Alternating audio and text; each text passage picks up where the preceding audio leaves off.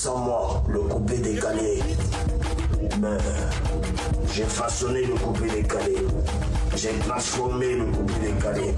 J'ai assuré la survie du coupé décalé. C'est une icône de la musique ivoirienne. C'est la base du coupé décalé. C'est devenu un peu comme le baromètre, tu vois, c'est-à-dire qu'il faut pouvoir faire ce qu'il a fait ou dépasser. Le coupé décalé après Douk Saga est différent du coupé décalé avant Douk Saga, donc il a beaucoup donné une certaine dynamique. Arafat fait tout ça, tout le temps c'est lui qui fait les clashs. Ça n'a rien à voir. Hein.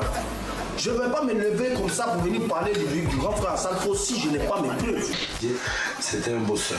On l'appelait le Yoruba, le Daishikan, le commandant Zabra ou encore le 2 fois Koraman. Il a révolutionné le coupé décalé. En presque 20 ans de carrière, il a changé pour toujours la musique ivoirienne. Avec ses Chinois, sa passion pour les motos, ses clashs, ses prix, il est devenu une icône. De la Côte d'Ivoire, je remporte des prix pour la Côte d'Ivoire. Je travaille pour la Côte d'Ivoire, je fais la musique parce que j'aime la musique. C'est Didier Arafat.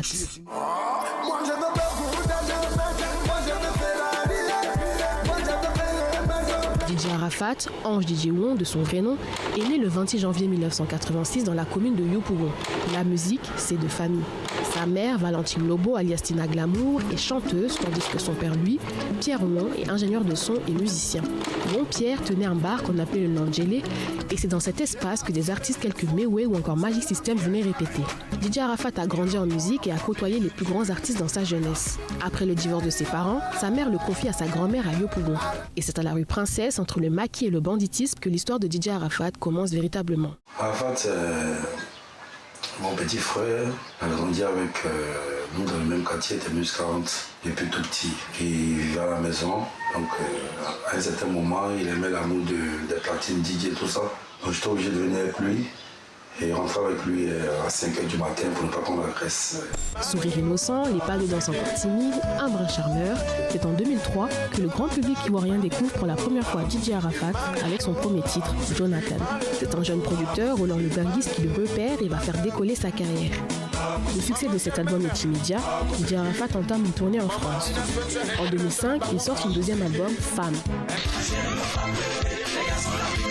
Dans ce morceau, il dépeint le comportement des jeunes hommes ivoiriens envers les femmes. Au fil des années, le style d'Arafat change. Ne criez pas, vite avec toi! Sa voix est plus rauque, son style est plus sophistiqué.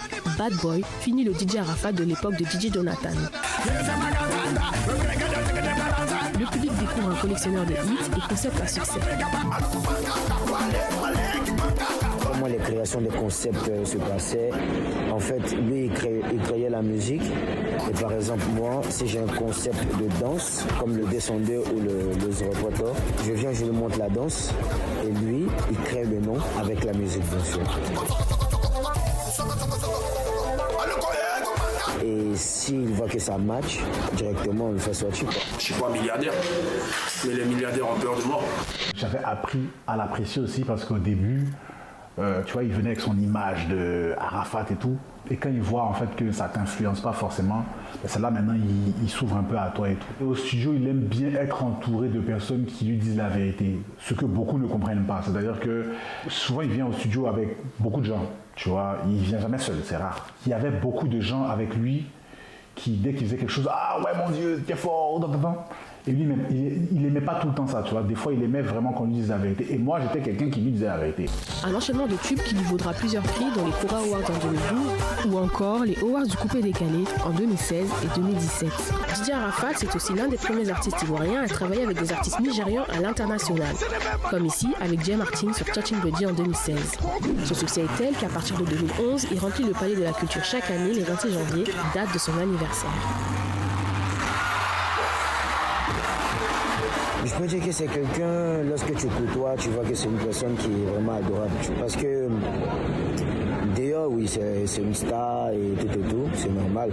Il faut avoir une attitude de star et il faut toujours avoir une mythe autour de toi quand tu es un artiste. Concernant le travail, c'est quelqu'un qui est beaucoup rigoureux, qui aime toujours se surpasser, qui veut toujours le numéro 1 comme il a toujours dit. Tu crois que moi, Ange Didier, né le 26 janvier 1998, fils de Juan Pierre de Lobo Valentine, tu crois que moi, le juge, va avoir une couille? Je vais appeler les gens pour venir m'aider? Petit. Mais Didier Arafat, ce sont surtout des clashs. Il n'avait pas la langue dans sa poche et aimait la provocation. C'est moi. Les rivalités avec les artistes, c'est ce qui faisait un peu le personnage. Il était souvent en clash avec des artistes et acteurs du coupé-décalé, son grand ami Débordé Koufa, Serge Beno, son grand rival dans le coupé-décalé, ou encore Assalfo. C'est le game, comme je le disais, c'est le game, c'est une façon de communiquer, c'est une façon de faire parler de lui, tout et tout. Sinon, au fond, il n'est pas méchant. Voilà. Souvent, il y a les buzz qui étaient très naturels. Souvent, on est dans une boîte de nuit, on est en train de faire un spectacle, on finit, on s'assoit. Après, il y a un gars qui vient qui dit il a regardé ma meuf, ça devient des histoires. Puis après, bon, c'est de régler tous les problèmes. C'est tout. Didier, il faut qu'on parle de lui chaque jour. Les dernières années avant sa mort étaient assez mouvementées. Entre frustration, clash et déception, il s'est battu pour que sa musique continue de se faire entendre. En 2018, il signe Renaissance, le dernier album de sa carrière. On y retrouve des tubes à succès tels que Dossa Bado, encore Enfant béni,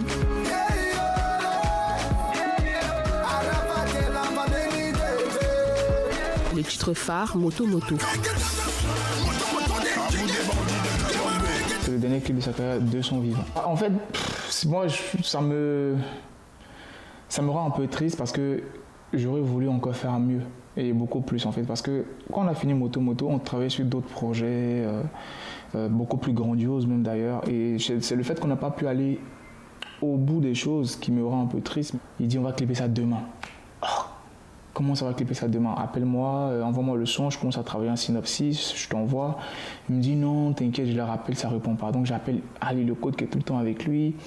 Je lui demande, il me dit ah man, débrouille-toi, fais quelque chose. Bon, ça s'appelle Moto Moto, donc il y a forcément des motos. Donc j'ai commencé à travailler sur ça. Je pense que il sentait que les médias partageaient plus, ça poussait plus comme avant. Il disait on me passe plus à la télé, on me passe plus ici, etc. Donc il comptait vraiment sur la stratégie de Moto Moto. En fait, il avait créé vraiment l'engouement autour de cette musique sur les réseaux sociaux via des directs, des posts, etc. Donc, je pense que quand c'est sorti, ça fait un gros boom. Le 12 août 2019, le Daishikan meurt dans un accident de moto, laissant toute sa Chine populaire orpheline. Ce sont des obsèques nationales qui sont organisées avec la présence d'un grand nombre de personnalités. Au-delà d'être un artiste, il était un modèle pour une jeunesse tout entière et surtout les jeunes des quartiers populaires. Père de famille, il laisse derrière lui 5 enfants, Lashwana, Maël, Ezekiel, Owen et Rafna, ainsi que sa femme, Carmen Sama.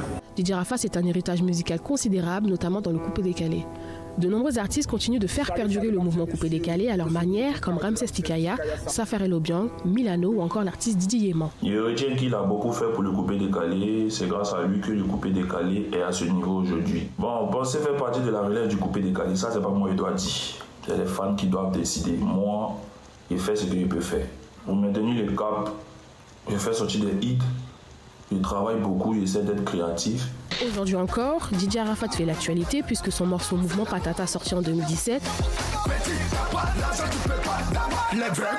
est devenu une trend sur TikTok.